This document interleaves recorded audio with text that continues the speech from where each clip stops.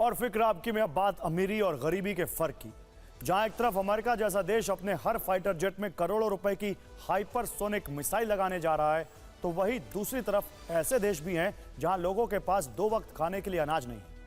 Oxfam ने एक report जारी की है जिससे पता चलता है कि दुनिया में अमीरी और गरीबी का फासला काफी बढ़ चुका है। इस रिपोर्ट के मुताबिक दुनिया के 1% सबसे अमीर लोगों की दौलत में करीब 3,514 लाख करोड़ रुपए की बढ़ोतरी हुई। यह रकम दुनिया की आधी आबादी की कुल दौलत से भी 36 गुना ज्यादा है। पिछले 4 दशकों में अमीरों की संपत्ति में हर साल औसतन 7.1% की बढ़ोतरी हुई। इतनी संपत्ति जुटाने के बाद भी इन अमीरों पर टैक्स की देनदारी घटी है। यह तो हुई दुनिया भर के अमीरों की बात, लेकिन अब बात विशेष तौर पर भारत की कर लेते हैं। आप ये जानकर चौंक जाएंगे कि भारत में अमीरी और गरीबी का फर्क ब्रिटिश राज के जमाने से भी ज्यादा बढ़ गया है। हुरून रिसर्च इंस्टीट्यूट की रिपोर्ट के मुताबिक भारत में 2023 में अरबपतियों की लिस्ट में 94 नए लोग जुड़े। 2023 में भारत में अरबपतियों की कुल संख्या 271 पहुंच गई। 1930 से 1947 के बीच भारत में 1% लोगों के पास देश की कुल 20 से 21% संपत्ति थी।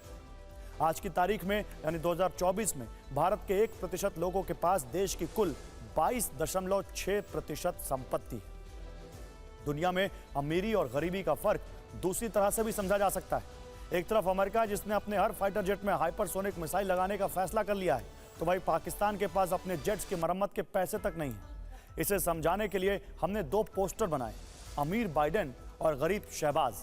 अमीर बाइडेन अब अपने फाइटर जेट में हाइपरसोनिक मिसाइल लगाने जा रहे हैं, जबकि गरीब शहबाज के पास अपने फाइटर जेट्स की मरम्मत के पैसे नहीं। अमीर बाइडेन अपने हर फाइटर जेट में हाइपरसोनिक मिसाइल माखों लगा रहा है, जबकि गरीब शहबाज के पास F-16 के स्क्रू खरीदने का भी बजट नहीं। अमीर बाइडेन जिस मिसाइल को लगा रहे हैं उसे मल्टी मिशन वेपन कहा जा रहा है, जबकि गरीब शहबाज को तो अभी अमेरिका को $3 लाख से ज्यादा का भुगतान करना है।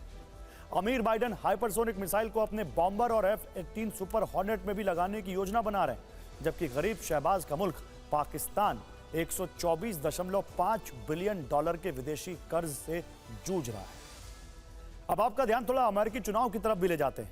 आखिरकार कई तरह के कयासों के बाद बराक ओबामा ने डेमोक्रेट्स की राष्ट्रपति पद की उम्मीदवार कमला हैरिस को अपना पूरा समर्थन दे दिया है।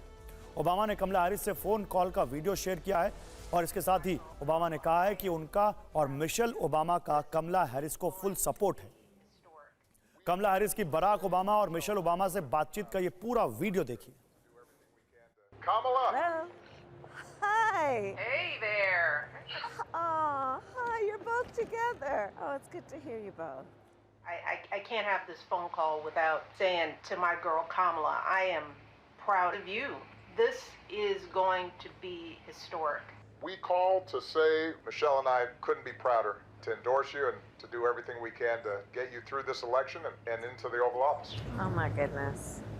Michelle, Barack, this means so much to me. I am looking forward to doing this with the two of you, Doug and I both, and getting out there, being on the road. But most of all, I just want to tell you the words you have spoken and the friendship that you have given over all these years mean more than I can express. So thank you both. It means so much. And we're going to have some fun with this too, aren't we?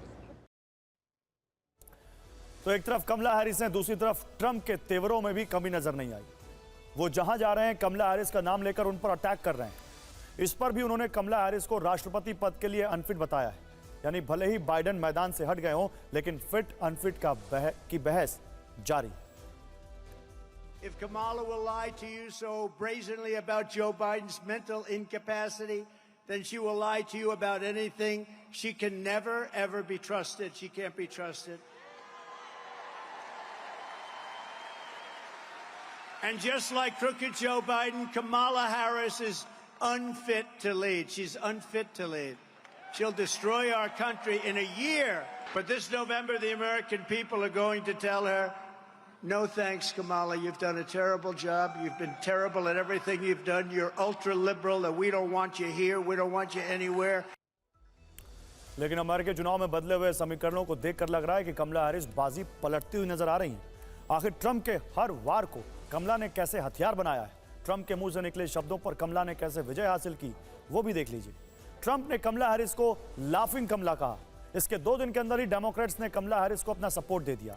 Trump ने कमला Harris के लिए कहा कि कमला पागल हैं और इसके बाद 24 घंटे में ही कमला ने 678 करोड़ का फंड जुटा लिया। ट्रंप ने कहा कि कमला गा गा कर बोलती हैं, अजीब हैं। इसके बाद आए सर्वे में कमला हैरिस ट्रंप को कड़ी टक्कर देती हुई नजर आई। और इस बीच कमला हैरिस का बच्चों के साथ एक इंटरव्यू वायरल हो रहा है और इसमें वो अमेरिका से जुड़े कई अहम मुद्दों पर जवाब देती नजर आ रही हैं। आपको भी कमला हैरिस का यह इंटरव्यू जरूर देखना चाहिए। How will you keep bad guys from having guns? We can't let people have guns who are not responsible. What do you think the rules should be? You should run a test to see if they're going to be responsible with the guns or not. That is excellent, and that's called background checks. Well, I go to a really awesome public school in Ames, but I know that some public schools across the country are kind of struggling. Would you do anything to help? We need to invest in our public schools because it is people like you, our young, brilliant leaders, thrive and do really well in public schools. Tell me what you're worried about. Global warming and school shootings. Yeah. How are you going to help stop climate change? By 2035, we'll have electric school buses.